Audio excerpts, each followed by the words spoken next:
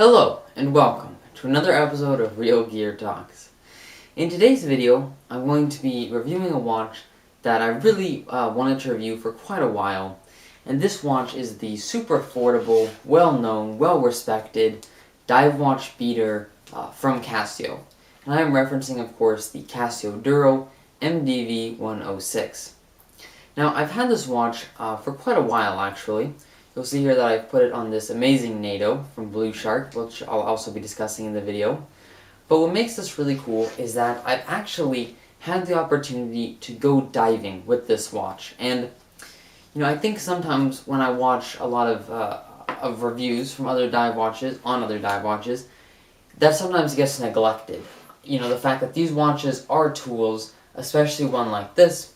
And so that's something I really hope to emphasize in this review and sort of bring it down back to the basics of what it means for a dive watch to be a dive watch.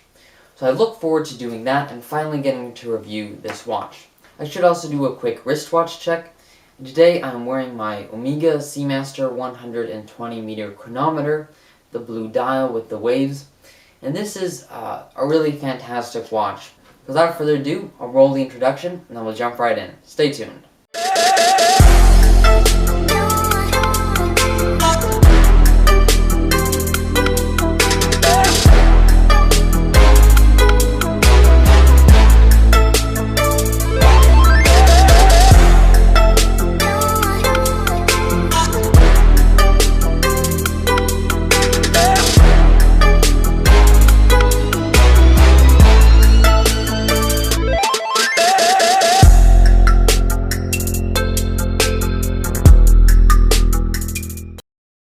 Okay, so here we are taking a look at the watch itself. Now this is once again, of course, the CASIO Duro MDV-106. I'll show you here the actual label on the box.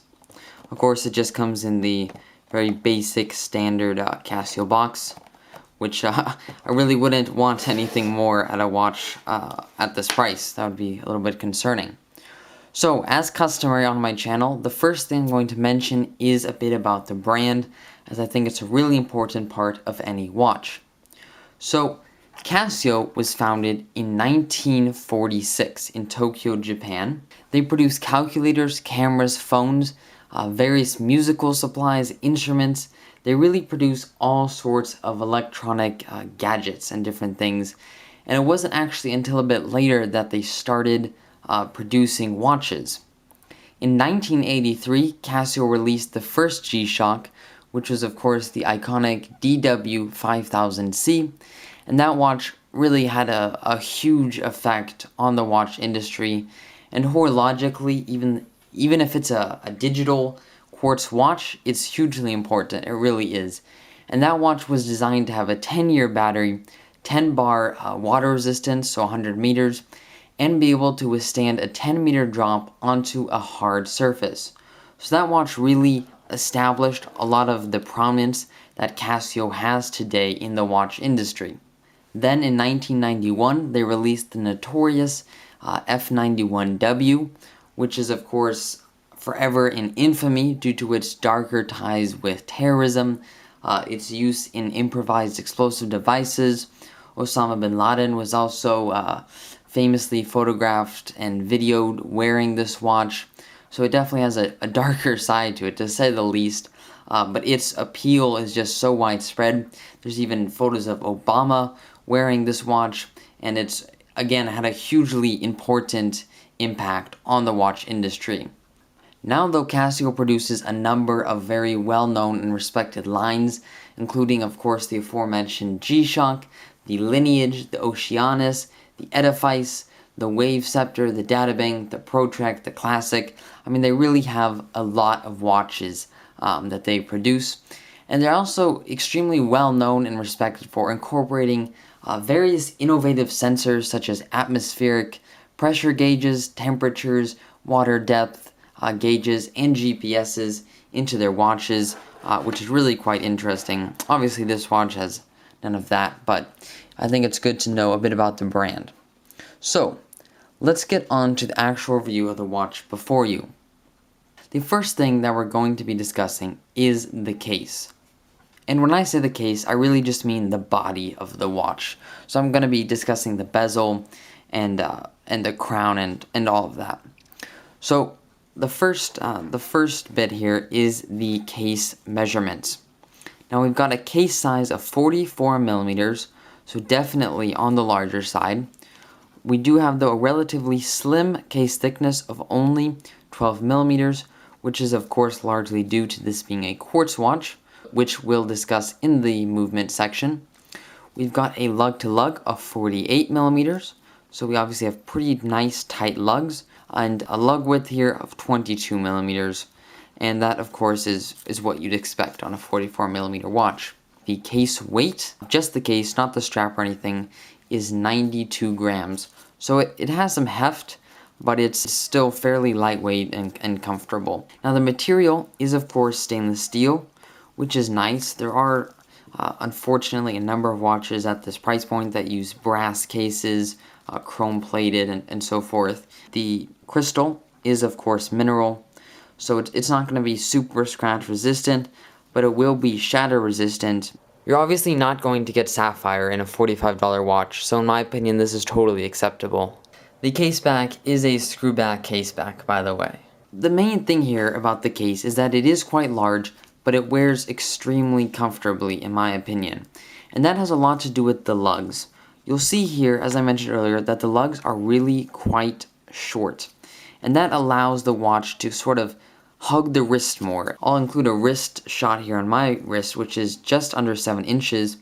And I find that it wears extremely comfortably because normally I just wouldn't consider a watch at this size. Another very well designed piece of this watch is the actual placement of the lug holes, because you'll see that they're quite low down, and that again just allows it to be worn closer, tighter to the wrist, and that's really helpful on a smaller wrist. The case here of the Casio Duro is just, it's function built. That's really what it is. There's no unnecessary frivolous design. Everything is there to serve a purpose, to serve a function, and does that extremely well. And you'll see that theme of it being function built continued really throughout the watch. Now for the finishing of the case, you'll notice that on the top of the lugs here we have brushed. On the coinage of the bezel, it is polished. The crown and the crown guards are polished, along with the side of the case, which is all polished on both sides. I think it's really quite well done for this price. I like that they've mixed some brushed surfaces and some polished surfaces, which is often not something that you see at this price point. Now about the crown, some people think that it is a bit undersized, and I could definitely see why they think that, but it doesn't really bother me. Ultimately, this is a quartz watch, obviously. It's not like you're going to be hand winding it or frequently having to set the time if you don't have your watch on a winder or whatnot. So getting back to that function built principle that's really noticeable in this watch, I think the crown is just another piece of that. You know, why would you want to have a crown that's unnecessarily large on a watch like this? You really don't want that crown to be pushing into your wrist. The other thing that some YouTubers and some watch enthusiasts have said is that when you unscrew the crown, which obviously is screw down, that it is a bit wobbly. I could definitely agree with this. It doesn't feel super secure, let me put it that way. It just feels like they didn't go the extra mile on the crown build, so to speak. Then again though, I think we have to really consider that this is a $45 watch, and if it does the job, it does the job. And if you just use it with care, it really shouldn't be an issue. And it screws down very securely, and once it's screwed in, there's really no issues at all. I also really like the crown guards, just the shape of them. I think they're very tooly. They're also, though, not overpowering. Now on to the bezel. The bezel here is a 120 click unidirectional bezel. And once again, I think it's quite well made for their price. You can probably tell by the sound that it has a slight tinny sound, yet it feels very solid. And you also notice that there's quite little bezel play. We have a lume pip, which I'll discuss the quality of the lume later, but I should just point out that there is a lume pip there. And again, it has to be said that The bezel insert is very Submariner-esque. It's actually extremely Submariner-esque, obviously a larger size, but the font, the way we have the minute marks from the 60 to the 15, but I really don't think that this is a homage watch. I think it has a lot of its own character with the marlin, with the red second hand. It might take a couple elements from the Rolex Submariner, as do really a lot of dive watches, but I don't think that classifying it as a homage would be fair. On a lot of watch channels, on a lot of watch reviews, I've heard this a lot that bezels are used to time how much oxygen a diver has left. And as a diver, I can tell you that that's not really true. And the reason that that's not true is because the amount of oxygen that a diver uses when he or she is diving is not a constant amount. It depends on a number of things. It depends on how deep you are, because the amount of oxygen that you use at different depths actually changes due to the water pressure, due to how your lungs work and the water pressure on your lungs.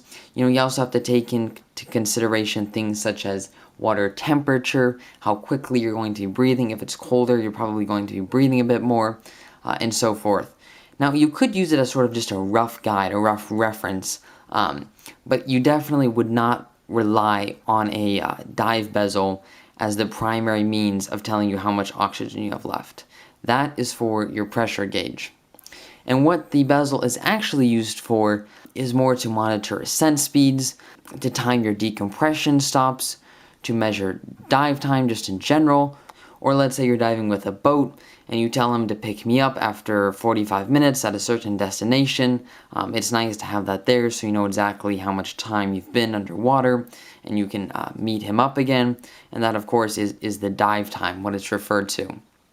So overall, I think that the case is very well designed, and although I would like to see a smaller version, I think it is cool that this watch allows you to sort of experiment with that larger dive watch feel without having to spend a lot of money. Although I tend to prefer mid-size watches and more compact divers, I think that it is important to consider that if a dive watch were really to be designed and used exclusively for diving, it makes a lot of sense to have a larger case size.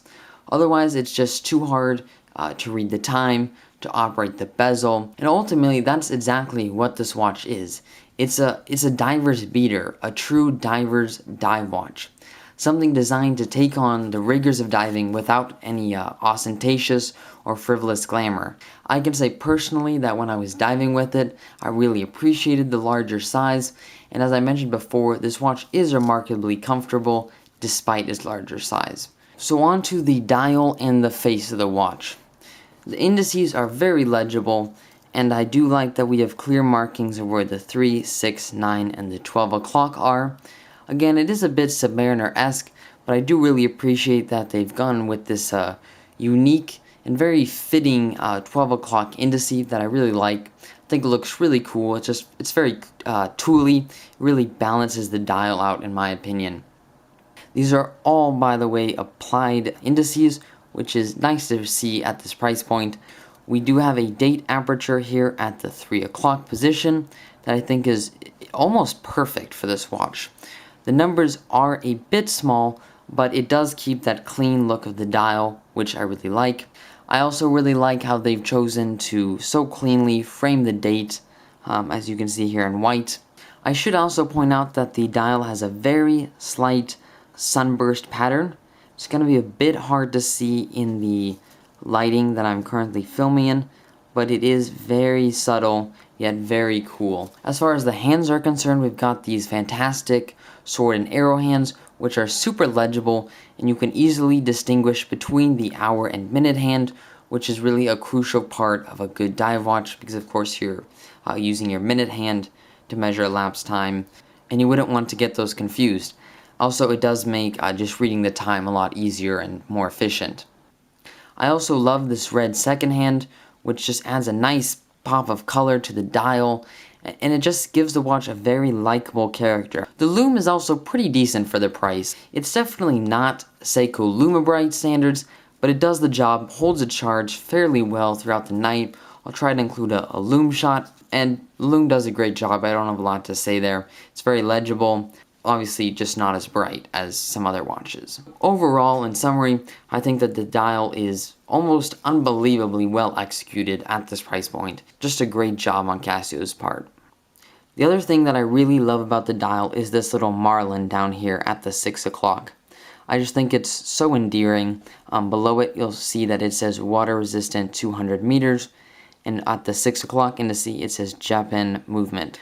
That's cased in China, movement is Japanese. I did not mention the Caseback, so let me actually give you a quick view of that, because it continues the marlin image. So you'll see that we have this really cool marlin etching, which again, I think it's fantastic. Casio really seems to have gone the extra mile on this watch. It was absolutely not necessary for them to do that engraving. And of course, it's not some super 3D deep etching into the case. No, of course not. It adds so much character to the watch and gives it such an endearing vibe. As far as the text is concerned, here it says water resistant to 20 bar, so 200 meters obviously, and then stainless steel. If I turn it around here, we'll see that it says Casio. So as I mentioned earlier, Japanese movement, cased in China. So now onto the movement. Now the movement is pretty much, it's impossible to find anything about it. And I've heard that same thing said as I watched other reviews of this watch.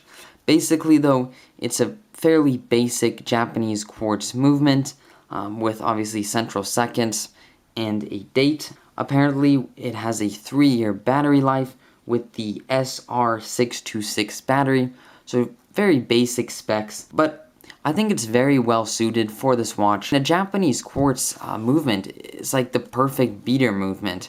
I mean, it's going to be super durable and super reliable and accurate. You know, it's just going to tell you the time when you need it. I would highly doubt that it has an end-of-life indicator. It would have been cool if they did have that. It is a $45 watch. You can't expect heaven and earth. Now, the movement supposedly runs about plus or minus 30 seconds a month, which is realistically all the accuracy you're ever going to need. But mine has only been gaining about 5 seconds a month, which is really quite incredible. I mean, that is really superbly accurate and obviously can't be touched by a mechanical watch. So last but not least, it's time to discuss the strap. Now, the strap that the Casio Duro originally came on is this very basic resin strap, which is actually quite suited for a dive watch. It's just not super great for smaller wrists. And you'll see here that I actually cut it down. It was quite a bit longer. And what would happen is that the edge here would hit these bumps and it would really stick out quite a ways, which is really unpleasant. So I just decided to cut that off there. And then I eventually upgraded to this NATO strap. But you know, it does the job at the end of the day. So this is, as I mentioned earlier, a NATO strap from BluShark, which in my opinion just absolutely smokes the competition for NATO straps under or around the $20 mark. I mean, they are just so well made, so comfortable. I've raved about them in other videos and just said the quality of the punching of the holes, the quality of the edges here. They're just so comfortable and really a pleasure to wear. They also somewhat recently started offering what they call the premium hardware option in their original BluShark strap lineup, and it's quite cool. You'll see here that it has this sort of different shape than you would usually see. If I show you here for comparison, this is another strap from BluShark, and it has just the more typical NATO hardware style versus here, which has a little bit more beefy buckle, a little bit more beefy, actually quite a bit more beefy buckle tang and so forth. And I just think it's really cool and really plays into that bold tooliness of the Casio Duro. Ultimately, I think that the strap just makes the watch so much more enjoyable, and I really like the way it looks. If you're still looking for a good rubber strap, if you're not a big fan of NATOs, I would recommend upgrading to maybe like a natural rubber strap or something that just is a little bit more comfortable. I should point out though that if you do go diving with your watch on a NATO, it can take a while for the strap to dry out after submersion, and that can be a bit of a pain versus a rubber strap or a metal bracelet where you could just dry off the strap after submersion in water. And with that, I'm going to leave it there. Well, that concludes today's installment. I hope you've enjoyed the content, enjoyed the video. And if you did, and if you perhaps found it useful, I would greatly appreciate getting a like and subscription. As always, if you have any questions, comments, inquiries, please leave them down below in the comment section, and I will respond as quickly as humanly possible. Also, my content has been a bit slow coming out lately. Please just keep in mind that I'm super busy, and when I get the opportunity, I immediately try to make a video. So stay tuned, and thanks so much for watching. Catch you in the next one.